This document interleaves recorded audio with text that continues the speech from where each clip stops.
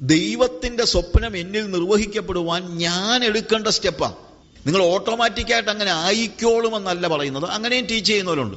അത് നമ്മൾക്കൊന്നും ഇല്ല ബ്രദറെ, നമ്മളെ അങ്ങനെ അങ്ങ് ആക്കിക്കോളും, അതിന് കുഴപ്പമൊന്നുമില്ല. ചെയ്യുന്നത് ദൈവമാണ്. പക്ഷെ വേറൊരു കാര്യമുണ്ട്, ഞാൻ ഏൽപ്പിച്ചു കൊടുക്കണം. അല്ലെങ്കിൽ ഇവിടെ പറയുന്നത് നമുക്കൊരു ഉത്തരവാദിത്വവും ഇല്ല എന്ന് പഠിപ്പിക്കുന്ന ആളുകളുണ്ട്. അതായത് we have nothing to do, everything is done by God. So നിന്നെ സൽഗുണപൂർണ്ണനാക്കുന്നൊക്കെ കർത്താവാ, നീ അതിനകത്തൊന്നും പ്രത്യേകിച്ച് ചെയ്യാനില്ലെന്ന്. അങ്ങനല്ല. ആകയാൽ നിങ്ങളുടെ സ്വർഗീയ പിതാവ് സൽഗുണപൂർണ്ണനായിരിക്കുന്നത് പോലെ നിങ്ങളും സൽഗുണപൂർണ്ണർ ആകുവിൻ. ആയി തീരുമെന്നല്ല, ആകുവിൻ. നമുക്ക് ചില കാര്യങ്ങൾ ചെയ്യാനുണ്ട് എന്നുള്ളതാണ് നമുക്ക് മനസ്സിലാക്കാൻ കഴിയുന്നതായ കാര്യം. കർത്താവ് നമ്മളെ പഠിപ്പിച്ചതായ ദൃഷ്ടാന്തങ്ങൾ, അവനെ പോലെ നമ്മൾ ആയിത്തീരണം. നമ്മൾ മത്തായിയുടെ സുവിശേഷത്തിന്റെ 11-ാം അധ്യായത്തിൽ വായിച്ചല്ലോ, എന്റെ നുകം ഏറ്റുകൊണ്ട് എന്നോട് പഠിപ്പിൻ. അപ്പൊ ഒരു സൈഡിൽ യേശുവാ, ഇങ്ങേ സൈഡിൽ ഞാൻ നിൽക്കുക. എന്റെ ചുമതല എന്നാ? അവൻ എന്തൊക്കെ ചെയ്യുന്നു അത് തന്നെ ചെയ്യുക. അവന്റെ ജീവിതം അതുപോലെ അനുകരിക്കാനാണ് ഞാൻ ഈ ഭൂമിയിൽ ജീവിക്കേണ്ടത്. നുകത്തിന്റെ ഒരു ഭാഗം യേശുവിന്റെ കഴുത്തിലും മറ്റേ ഭാഗം എന്റെ കഴുത്തിലും ഞാൻ അവനോട് ചേർന്ന് പഠിക്കുന്നതായ ഒരനുഭവം. ഇത് നമ്മൾ പല സമയങ്ങളിൽ പഠിച്ചിട്ടുണ്ട്. അതിൻ്റെ ആ നിലയിലുള്ള ഒരു ഏകത, ഒരു ഏകീഭാവം, ഒരു യൂണിയൻ നമ്മളും കർത്താവുമായിട്ട് അത്യാവശ്യമായിട്ട് ഉണ്ടാകണം എന്നുള്ളതാണ്. അവൻ നമ്മളെ പഠിപ്പിച്ചിട്ടുള്ള, അവൻ നമുക്ക് ദൃഷ്ടാന്തം കാണിച്ചു തന്നിട്ടുള്ള കാര്യങ്ങൾ. ഇപ്പൊ യോഹന്നാന്റെ സുവിശേഷം 13-ാം അധ്യായത്തിലും 15-ാം അധ്യായത്തിലും ഒക്കെ നമ്മൾ കാണുന്നത് കർത്താവ് തന്നെ പറയുന്നത്, ഞാൻ നിങ്ങൾക്ക് ഒരു ദൃഷ്ടാന്തം വെച്ചിരിക്കുന്നു. യോഹന്നാന്റെ 13:14-5 യോഹന്നാന്റെ സുവിശേഷം 13-ാം അധ്യായത്തിൽ അതിൻ്റെ 14-15 വാക്യങ്ങൾ വായിക്കുമ്പോൾ, കർത്താവും ഗുരുവുമായ ഞാൻ നിങ്ങളുടെ കാൽ കഴുകിയെങ്കിൽ നിങ്ങളും തമ്മിൽ കാൽ കഴുകേണ്ടതാകുന്നു. ഞാൻ നിങ്ങൾക്ക് ചെയ്തതുപോലെ നിങ്ങളും ചെയ്യേണ്ടതിന് ഞാൻ നിങ്ങൾക്ക് ദൃഷ്ടാന്തം തന്നിരിക്കുന്നു. അപ്പം ഈ ദൃഷ്ടാന്തം നോക്കിക്കോണം. കാര്യം നുഖത്തിന്റെ അങ്ങേ സൈഡിൽ ആരുണ്ട്? യേശു ഉണ്ട്. ആ യേശു പോകുന്ന പാതയിൽ കൂടെ വേണം നമ്മളും പോകാനായിട്ട്. അവൻ കാണിക്കുന്ന ദൃഷ്ടാന്തം അനുസരിച്ച് യോഹന്നാന്റെ സുവിശേഷം 13-ാം വാക്യത്തിൽ വരുമ്പോൾ അവിടെ കർത്താവ് പറയുന്നത്, നിങ്ങൾ തമ്മിൽ സ്നേഹിക്കണം എന്ന് ഒരു പുതിയൊരു കൽപ്പന ഞാൻ നിങ്ങൾക്ക് തരുന്നു. ഞാൻ നിങ്ങളെ സ്നേഹിച്ചതുപോലെ നിങ്ങളും തമ്മിൽ സ്നേഹിക്കണം. ഞാൻ നിങ്ങൾക്ക് കാണിച്ചു തന്നതുപോലെ എന്ന് നമ്മൾ ആദ്യം കണ്ടു. ഞാൻ നിങ്ങളെ സ്നേഹിച്ചതുപോലെ നിങ്ങളും തമ്മിൽ സ്നേഹിക്കണം. 15-ാം അധ്യായത്തിന്റെ 12-ാം വാക്യത്തിലും അതേപോലെ തന്നെ കർത്താവ് പറയാണ്, ഞാൻ നിങ്ങളെ സ്നേഹിച്ചിരിക്കുന്നത് പോലെ നിങ്ങളും തമ്മിൽ സ്നേഹിക്കണം എന്നാകുന്നു എൻ്റെ കൽപ്പന. കർത്താവ് എങ്ങനെയാ സ്നേഹിച്ചത്? അവൻ ശത്രുക്കളായിരുന്നപ്പോൾ അവൻ നമുക്ക് വേണ്ടി തൻ്റെ ജീവനെ തന്നു എന്നുള്ളതാണ്. കർത്താവ് നമുക്ക് ജീവനെ തന്നു. പക്ഷേ നമ്മൾ അത് മാതൃകയാക്കുകയാണെങ്കിൽ മറ്റുള്ളവർക്ക് വേണ്ടി നമ്മുടെ ജീവനെ കൊടുക്കണം. ഞാൻ എപ്പോഴും പറയും, യോഹന്നാൻ 3:16 നമുക്കെല്ലാം അറിയാമെന്നല്ല, നമുക്കെല്ലാവർക്കും പറയാൻ എളുപ്പമാണ്. For God so loved the world, he gave his only begotten son, so that whosoever believeth in him shall not perish, but will have eternal life.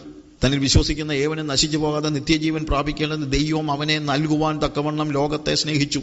പക്ഷേ 1 യോഹന്നാൻ 3:16 എല്ലാവർക്കും അറിയാം. 1 യോഹന്നാൻ 3:16 പലപ്പോഴും ആളുകൾ പറയുന്നത് അങ്ങനെ കേൾക്കാറില്ല. അവിടെ പറയുന്നത്, അവൻ നമുക്ക് വേണ്ടി പ്രാണനെ വെച്ചു കൊടുത്തതിനാൽ നാം സ്നേഹമെന്ന് എന്ന് അറിഞ്ഞിരിക്കുന്നു. നാമും സഹോദരന്മാർക്ക് വേണ്ടി പ്രാണനെ വെച്ചു കൊടുക്കേണ്ടതാകുന്നു. അതാണ് യേശു കാണിച്ച മാതൃക. യേശു കാണിച്ച മാതൃക പ്രകാരം നമ്മൾ ജീവിക്കണം. യേശു സ്നേഹിച്ചതുപോലെ സ്നേഹിക്കണം. യേശു ക്ഷമിച്ചതുപോലെ ക്ഷമിക്കണം. യേശു എന്തൊക്കെ ചെയ്തിട്ടുണ്ടോ അതെല്ലാം നമ്മൾ ഫോളോ ചെയ്യാൻ വേണ്ടിയുള്ളതാണ്. യേശു ക്ഷമിച്ചതുപോലെ നമ്മൾ ക്ഷമിക്കണം. ഇപ്പോൾ ലൂക്കോസിന്റെ സുവിശേഷം 23-ാം അധ്യായത്തിൽ യേശു കാൽവറി ക്രൂശിൽ കിടന്നുകൊണ്ട് അതിന്റെ 33-34 തലയോടിടം എന്ന സ്ഥലത്തെത്തിയപ്പോൾ അവർ അവിടെ അവനെയും ദുഷ്പ്രവൃത്തിക്കാരെയും ഒരുത്തനെ വലത്തും ഒരുത്തനെ ഇടത്തുമായി ക്രൂശിച്ചു. എന്നാൽ യേശു, പിതാവേ, ഇവർ ചെയ്യുന്നത് എന്തെന്ന് അറിയായികയാൽ ഇവരോട് ക്ഷമിക്കണമേ എന്ന് പറഞ്ഞു. തന്നെ ക്രൂശിച്ച മനുഷ്യരോട് ക്ഷമിക്കാൻ വേണ്ടി പിതാവിനോട് അപേക്ഷിക്കുന്ന, ഇവർ ചെയ്യുന്നത് എന്തെന്ന് അറിയായികയാൽ ഇവരോട് ക്ഷമിക്കണമേ. ചില്ലറക്കാര്യമൊന്നുമല്ല. തന്നെ ക്രൂശിച്ചവർ താഴെ നിൽക്കുക. കർത്താവ് പറയുക, പിതാവേ, പാവങ്ങളാ, ഒന്നും അറിയത്തില്ല, എന്തുവാ ചെയ്യുന്നതെന്നൊന്നും അവർ അറിയുന്നില്ല, നീ അവരോട് ക്ഷമിക്കണമേ. അങ്ങനെയുള്ള ഒരു ക്ഷമ, യേശു ക്ഷമിച്ചതുപോലെ ക്ഷമിക്കാൻ. എഫെസ്യ ലേഖനം 4-ാം അധ്യായത്തിൽ അതിന്റെ 32-ാമത്തെ വാക്യത്തിൽ നമ്മൾ വായിക്കുന്നത്, നിങ്ങൾ തമ്മിൽ ദയയും മനസ്സലിവും ഉള്ളവരായി ദൈവം ക്രിസ്തുവിൽ നിങ്ങളോട് ക്ഷമിച്ചതുപോലെ അന്യോന്യം ക്ഷമിപ്പിൻ. ദൈവം എങ്ങനെ നമ്മളോട് ക്ഷമിച്ചത്? നമ്മൾ യാതൊരു പ്രതിഫലവും കൊടുത്തിട്ടല്ല കർത്താവ് ക്ഷമിച്ചത്. നമ്മളോടൊക്കെ ക്ഷമിക്കാൻ വല്ല ഡിമാൻഡും നമുക്ക് കൊടുക്കാനുണ്ടോ? എന്നിട്ടും കർത്താവ് നമ്മളോട് ക്ഷമിച്ചു. നമ്മൾ എന്ത് ചെയ്യണം? അന്യോന്യം അതേപോലെ ക്ഷമിക്കണം എന്നുള്ളതാണ് നമ്മൾ കാണുന്നതായ കാര്യം. കൊലോസ്യ ലേഖനത്തിലാണെങ്കിലും അതിൻ്റെ 3-ാം അധ്യായത്തിൻ്റെ 13-ാമത്തെ വാക്യം വായിക്കുമ്പോൾ, അന്യോന്യം പൊറുക്കുകയും ഒരുത്തനോട് ഒരുവന് വഴക്കുണ്ടായാൽ തമ്മിൽ ക്ഷമിക്കുകയും ചെയ്യുവിൻ, കർത്താവ് നിങ്ങളോട് ക്ഷമിച്ചതുപോലെ നിങ്ങളും ചെയ്യുവിൻ. നമുക്കെല്ലാം മാതൃക ആരാണ്? It is our Lord. കർത്താവാണ് മാതൃക. എന്തിനാണ് ഇതെല്ലാം? സ്വർഗസ്വനായ നിങ്ങളുടെ പിതാവിന് പുത്രന്മാരായി തീരേണ്ടതിന് തന്നെ. അതാണ് അടിസ്ഥാനപരമായി നമ്മൾ മനസ്സിലാക്കേണ്ടത്. ആ പുത്രത്വമാണ് നമ്മളെ തേജസ്സിലേക്ക് കൊണ്ടുപോകുന്നത്. ആ പുത്രന്മാർക്ക് വേണ്ടിയാണ് തേജസ്. ഇന്ന് നമുക്ക് മനസ്സിലാക്കണം, യേശു ജീവിച്ചതുപോലെ ജീവിക്കുമ്പോൾ അങ്ങനെയുള്ള അവന്റെ മൊറാലിറ്റി, നമ്മൾ ആ കർത്താവ് പഠിപ്പിച്ച മൊറാലിറ്റിയും കർത്താവ് ജീവിച്ച മൊറാലിറ്റിയും, കർത്താവ് പഠിപ്പിച്ച മൊറാലിറ്റിയാണ് നമ്മളിവിടെ കാണുന്നത്. മത്തായിയുടെ സുവിശേഷം 5, 6, 7 അധ്യായങ്ങളിൽ പ്രധാനമായും കാണുന്നത് യേശു പഠിപ്പിച്ച മൊറാലിറ്റി. പക്ഷേ സുവിശേഷങ്ങളെല്ലാം വായിച്ചു നോക്കിയാൽ നമ്മൾ കാണുന്നത് യേശു ജീവിച്ച ധാർമ്മികത. പഠിപ്പിച്ച ധാർമ്മികത പിന്തുടരണം, പക്ഷേ പഠിപ്പിച്ചേച്ച് യേശു മാറി നിൽക്കുകയല്ല. പഠിപ്പിച്ചവൻ നമുക്ക് ഒരു മാതൃക വെച്ചേച്ച് പോയിരിക്കുകയാണ്. നമ്മൾ അവനെപ്പോലെ സ്നേഹിക്കണം, അവനെപ്പോലെ ക്ഷമിക്കണം, അവനെപ്പോലെ പ്രാർത്ഥിക്കണം. യേശു പ്രാർത്ഥിച്ചതുപോലെ പ്രാർത്ഥിക്കണം. അവൻ എന്തൊക്കെ ചെയ്തോ അതുപോലെ നമ്മൾ ചെയ്യണം.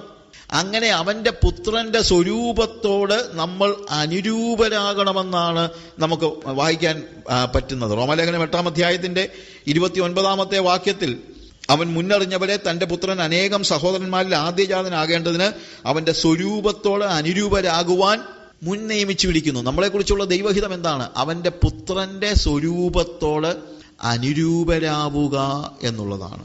യേശുവിനെ പോലെ ആവുക എന്നുള്ളതാണ്.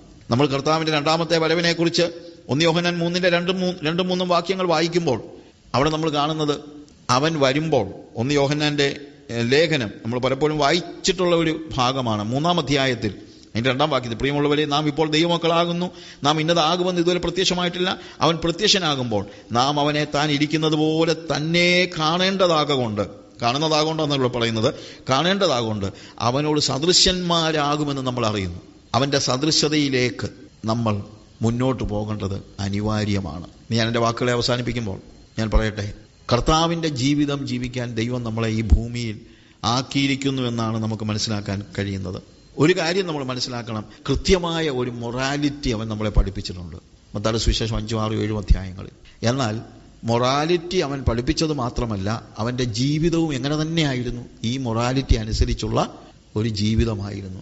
അങ്ങനെ അവനെപ്പോലെ ജീവിക്കുമ്പോഴാണ് നമുക്ക് ആത്യന്തികമായി അവൻ്റെ പുത്രന്റെ സ്വരൂപത്തോട് അനുരൂപരാകുവാൻ കഴിയുന്നത്. അങ്ങനെ അവൻ്റെ പുത്രന്റെ സ്വരൂപത്തോട് അനുരൂപരായി നമ്മൾ മുന്നോട്ട് പോവുകയാണെങ്കിൽ അതിൻ്റെ അടുത്ത സ്റ്റെപ്പ് എന്നാണെന്നറിയാമോ? അവനോട് ചേർന്ന് അവനെപ്പോലെ ആയിക്കൊണ്ട് ആ തേജസ്സിലെ കാര്യം, നമുക്ക് തേജസ് തരാൻ വേണ്ടിയാണല്ലോ യേശു ഭൂമിയിലേക്ക് വന്നത്. ആ തേജസ്സിന്റെ പൂർത്തീകരണത്തിലേക്ക് നമ്മൾ എത്തിച്ചേരും. തേജസ്സിന്മേൽ തേജസ് പ്രാപിച്ച് അവന്റെ അതേ പ്രതിമയായി രൂപാന്തരപ്പെടും. ഇതാണ് ദൈവികമായ ഓരോ മനുഷ്യനെ കുറിച്ചുമുള്ള ദൈവത്തിന്റെ പദ്ധതി എന്ന് നമുക്ക് മനസ്സിലാക്കാൻ പറ്റുന്നത്. ഒരു നിമിഷം കണ്ണുകളെ അടയ്ക്കാം, പ്രാർത്ഥിക്കാം. സ്വർഗീയ പിതാവേ, ഞങ്ങളെ നീ വീണ്ടെടുത്തു, വിടുവിച്ചു. എന്നാൽ വിടുവിച്ചിട്ട് നീ മാറിയിരിക്കുകയല്ല, പ്രത്യുത ഞങ്ങളുടെ വീണ്ടെടുപ്പ് ഒരു ഹോളിസ്റ്റിക് ആകണമെങ്കിൽ ആത്യന്തികമായി തേജസ് വരെയും ഞങ്ങൾ ചെന്നെത്തണമെന്ന് ഞങ്ങൾ മനസ്സിലാക്കുന്നു. ഞങ്ങളെ പാപത്തിന്റെ ശിക്ഷയിൽ നിന്ന് കാൽവറി ക്രൂശിലെ മരണത്താൽ നീ വിടുവിച്ചു. എന്നാൽ ഞങ്ങളെ ആത്മാവിനെ ജീവിപ്പിച്ചുകൊണ്ട്, അതിക്രമങ്ങളിലും പാപങ്ങളിലും മരിച്ചിരുന്നവരായ ഞങ്ങളെ നീ ജീവിപ്പിച്ച് ഇപ്പോൾ ജീവന്റെ ആത്മാവിന്റെ പ്രമാണം ഞങ്ങളിൽ തന്നിരിക്കുന്നു. നേരത്തെ ഞങ്ങളിൽ വാണുകൊണ്ടിരുന്നത് പാപത്തിന്റെ പ്രമാണമാണ്. പലപ്പോഴും നന്മ ചെയ്യണമെന്ന് ആഗ്രഹമുണ്ടെങ്കിലും ചെയ്യാൻ കഴിയാതെ തിന്മ പ്രവർത്തിക്കുന്ന ഒരു പഴയ അവസ്ഥ ഞങ്ങൾക്കുണ്ട്. എന്നാൽ ഇപ്പോൾ ഞങ്ങൾ മനസ്സിലാക്കുന്നു, ഞങ്ങൾ ഇനി അതിന് അടിമകളാകേണ്ട കാര്യമില്ല. ഒരു വിശുദ്ധ ജീവിതം ജീവിക്കാനുള്ള ആത്മശക്തി ഞങ്ങൾക്ക് നീ ഉള്ളിൽ തന്നിട്ടുണ്ട്. പാപത്തിന്റെ ശിക്ഷയിൽ നിന്ന് നിന്റെ മരണത്തിലൂടെ നീ വിടുതൽ നൽകിയെങ്കിൽ ദൈവത്തിന്റെ ആത്മാവിന്റെ ശക്തിയിൽ പാപത്തിന്റെ ശക്തിയിൽ നിന്ന് ഒരു വിടുതലും നീ ഞങ്ങൾക്ക് നൽകിക്കൊണ്ടിരിക്കുന്നത് ഓർത്ത് സ്തോത്രം. ഞങ്ങൾ വളരുമ്പോൾ കർത്താവെ, പാപത്തിന്റെ സ്വഭാവത്തിൽ നിന്ന് ഒരു വിടുതൽ കിട്ടി ജഡത്തിന്റെ ഇച്ഛകൾക്കനുസരിച്ചല്ല ആത്മസ്വഭാവമുള്ളവരായി ജീവിപ്പാൻ നീ ഞങ്ങളെ സഹായിക്കണമേ.